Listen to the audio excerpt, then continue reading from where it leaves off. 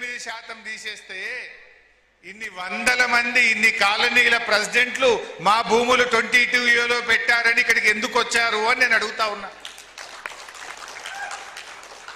అంటే పెట్టుడు నీవంతు, దరఖాస్తులు పెట్టి ఆఫీసుల చుట్టూ తిరుగుడు ప్రజల వంత. తప్పు చేసింది నువ్వు, చేసిన తప్పును నువ్వే సవరించాలి. ప్రజలెందుకు ఆన్లైన్లో దరఖాస్తులు పెట్టాలి? ప్రజలకెందుకు శిక్ష? ప్రజలెందుకు ఆఫీసుల చుట్టూ తిరగాలి అని నేను అడుగుతా ఉన్నా. ఇలా ఒక భూమి రెండు భూములు కాదు, లక్షలాది మంది ప్రజల ఆస్తులను రాత్రికి రాత్రి నిషేధిత జాబితాలో పెట్టి ఇలా కంటి నిండా నిద్ర లేకుండా చేసినారు. ఇవాళ ఎంతమంది మాట్లాడినారు? చాలా మంది, తమ్ముడు విజయ్ కానీ, చంద్రశేఖర్ కానీ, శ్రీనివాస్ కానీ, వరప్రసాద్ కానీ, బాలరాజు, రుక్మిణి, సతీష్ రెడ్డి, అరుణ, రవి, అదేవిధంగా నరసింహరావు గారు, సిద్ధిరాములు గారు, ఇట్లా చాలా మంది మాట్లాడారు. వివిధ కాలనీలకు చెందినటువంటి వాళ్ళు మా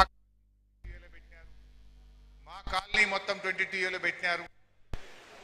ఆయన విజయ్ అయితే చెప్తా ఉండే, ఏది పద్మారావు నగర్ ఫేజ్ 1 కాలనీ 58 సంవత్సరాల కింద లేఅవుట్ అయిందన్నా.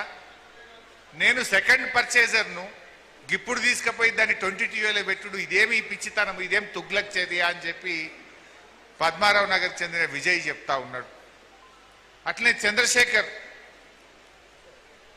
స్ప్రింగ్ ఫీల్డ్ కాలనీ కానీ, అదేవిధంగా నిజాంపేటకి సంబంధించి 1950లో మా ఈ పట్టా భూములు దాన్ని తీసుకుపోయి ఇప్పుడు 22A పెట్టినారు అని చెప్తా ఉన్నారు.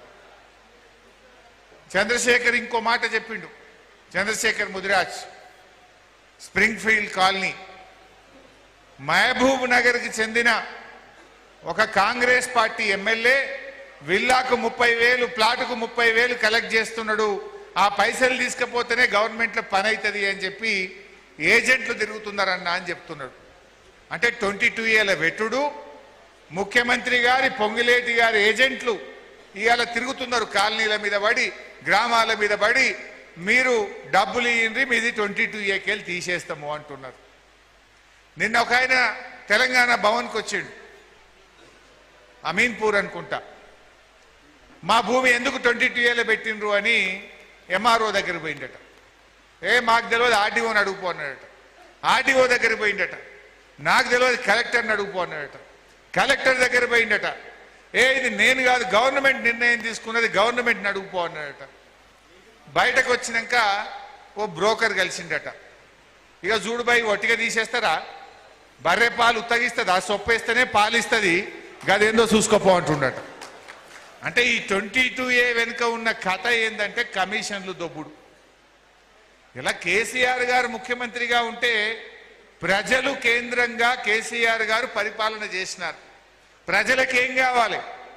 మంచినీళ్ళు కావాలి, నిరంతరాయంగా